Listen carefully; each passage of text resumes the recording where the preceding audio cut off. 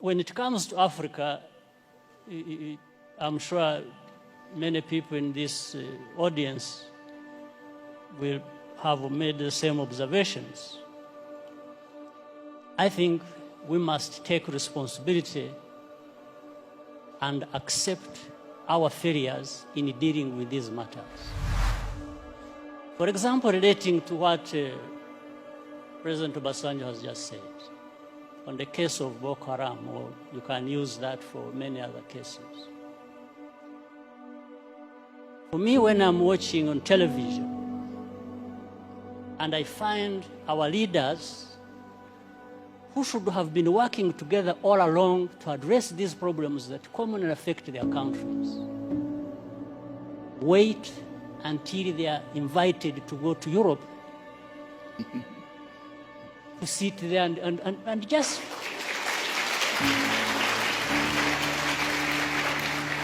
it's like they are made to sit down and address their problems. Why does anybody wait for that? What image does it even give about us, about Africa? In fact, the image it gives is that we are not there to even address these problems. We are there for a photo opportunity. We are happy to sit there in Paris with the President of France and address, and just talk about addressing problems. It doesn't make sense that our leaders cannot get themselves together to address problems affecting our people. It doesn't make sense.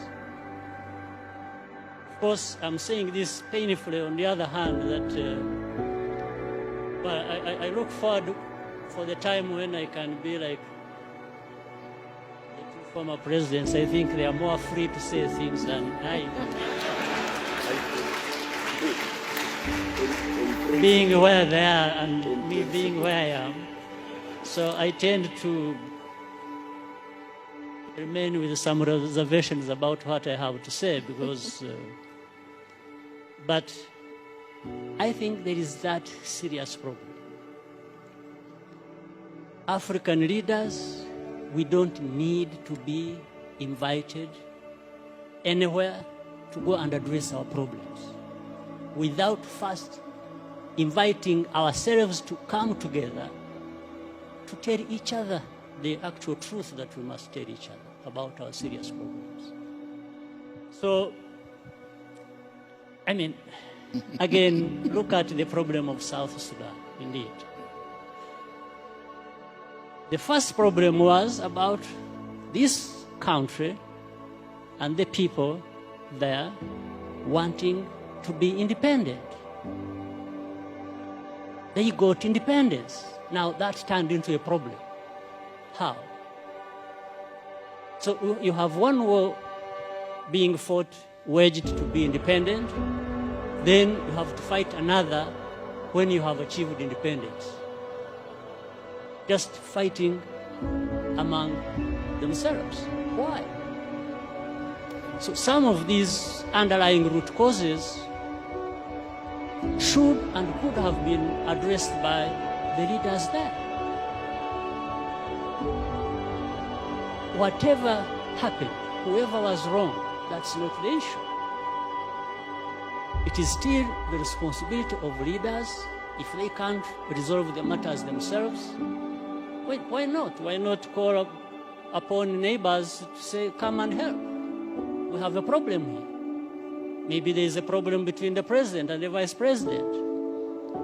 And if they can't resolve it, and each one thinks he's the one who is right and the other is wrong, and they are going to divide the army and the government and everybody else to go on either side and start fighting, well, I think in between the time that starts and when it actually happens, something can be done.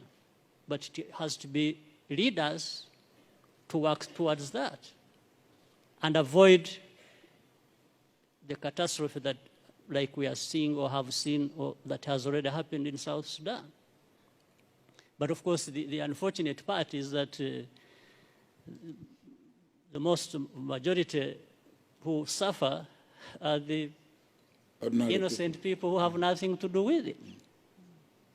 Women, children, and even many men are innocent in that situation.